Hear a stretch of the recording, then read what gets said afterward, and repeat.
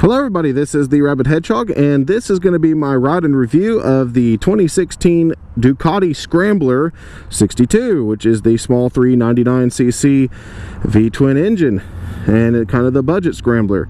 I'll post all the details and the specifications in the description below.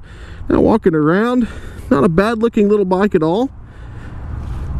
Really clean. Doesn't have the aggressive tires though that you'd expect from scramblers. Just more of a street orientated, which is okay. Don't mind that at all. Also doesn't have the skid plate or anything like that, but this is not really going to be for the off-road type. Kind of like the Triumph Scrambler has a lot more off-road gear. But overall, really good looking, classic, clean bike. Massive Brembo brake on the front. Single disc, and then also single disc on the rear, chain driven, single monoshock rear with swing arm, and then double standard fork on the front. Now looking at the controls here, now this is kind of your standard typical Ducati affair. This has the way to block the starter whenever you put it in the off mode. Flip that up to get the starter on. You have your bright switch, which is pass. Push down, it returns back, turns your brights on, push down, comes back, and we'll cancel those. Horn, turn signals, and this is your adjustments for the screen display. Go ahead and turn that on. As you can see, got a few lights here. ABS is engaged on this bike, so it still comes with that. Of course, you got your service engine light, your oil pressure, and then of course the bright light that says on and off like that, fuel, neutral light, and then you got a full digital display. It does have the air temperature there. Let's see, total mileage it looks like, trip 1, 2, has a clock at the top there.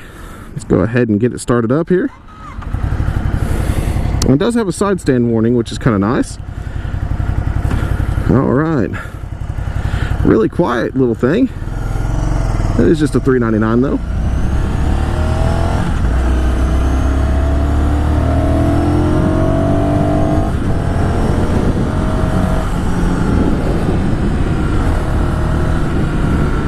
Okay. Engine braking is very good on this bike. Very good little engine brake. Stop. Got some time here.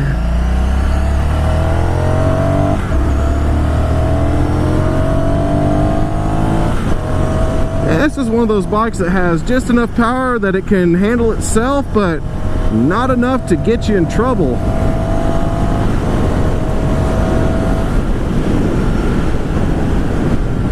Would have been nice if you signaled, brother.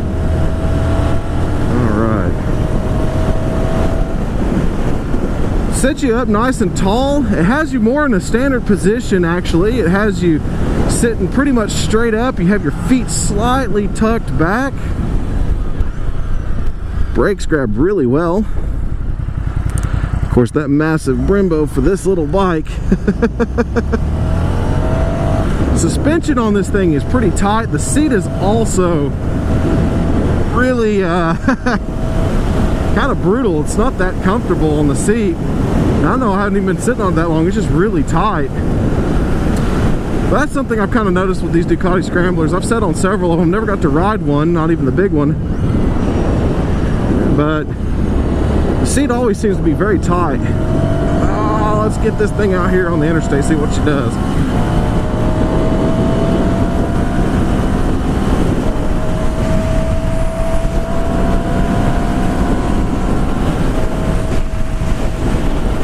Get up to highway speed, not very quickly, but competent enough. Now, because it does have that extra cylinder, being that it's the same size as that Yamaha single SR400, come on.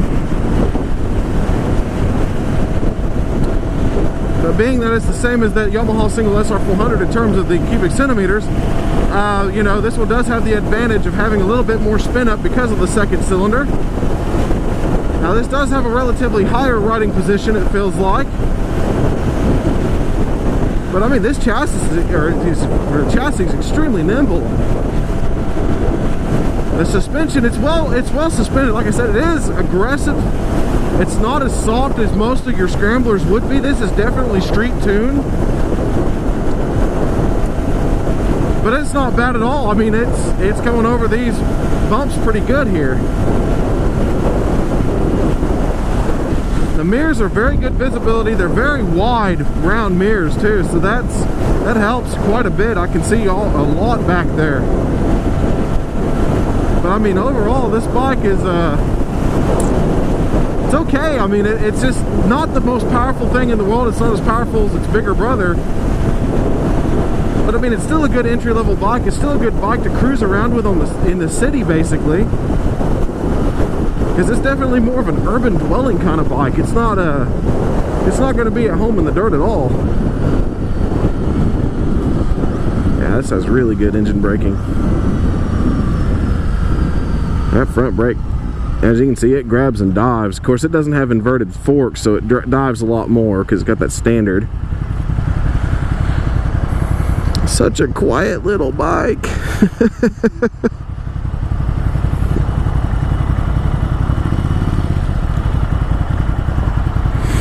Yeah, I haven't found a place to get comfortable on this seat yet. It just doesn't feel good. Let's see what I got here.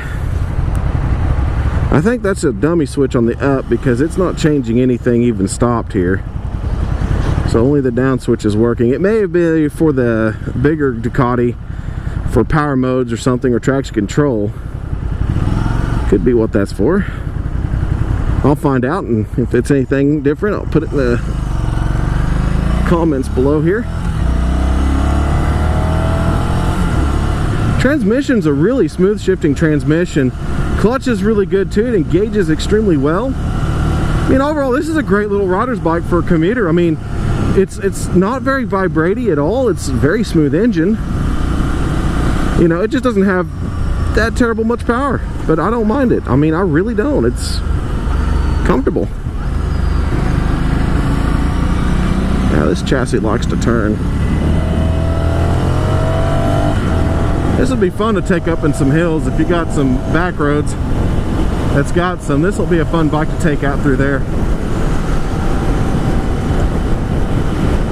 Let's take a look here. No, that's not doing anything still.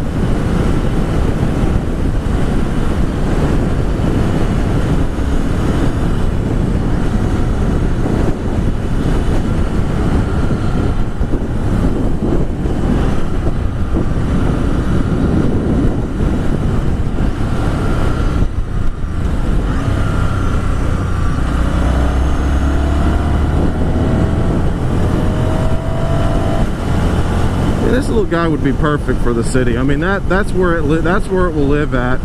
I would say the seat's not comfortable enough for a long haul, because it definitely is. I'm kind of scooting around a little bit, and I haven't found a spot where I like. It's got a little bit of a hump to go back to the pillion seat in the back, but other than that, I mean, it's mostly flat. It just kind of, I mean, this thing is just not designed for my size, I guess. I'm a big boy, so this is a much smaller bike.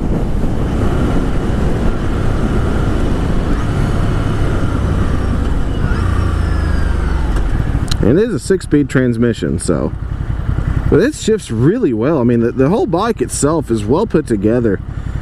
I mean, I really like it. It's tight. Paint is good. I mean, it looks great on the side. I mean, everything looks pretty good on this bike. It's just that it's a little too small.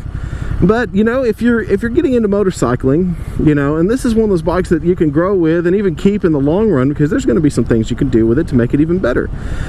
So this is going to be a kind of mediocre bike, in my opinion, just because it's not quite one that fits me exactly. But I mean, it's not a terrible bike at all. It's lively for a little $399. Very well precisely made. I mean, it feels great. I mean, a great little bike. I mean, this is a great bike that you can play with, and I mean, it will get you places and it will have some fun doing it. So at any rate, like I said, this is not going to be something I would directly approve, because I'm not somebody who would ride this bike every day. But to anybody out there that'll like a bike like this, that'll get you around the city with decent fuel economy and you know, decent power so that way you can leave traffic, then this would be a good bike for you for sure. You know, just something that I wouldn't be, you know, all that much to ride. So at any rate, this is the Rabid Hedgehog, and I'm at Eurotek of Oklahoma City. They have Ducati, BMW, and Triumph lines to try out, so come on by, say hi to them, tell them the Rabid Hedgehog sent you. We'll catch you on the next review. Keep the shiny side up, folks.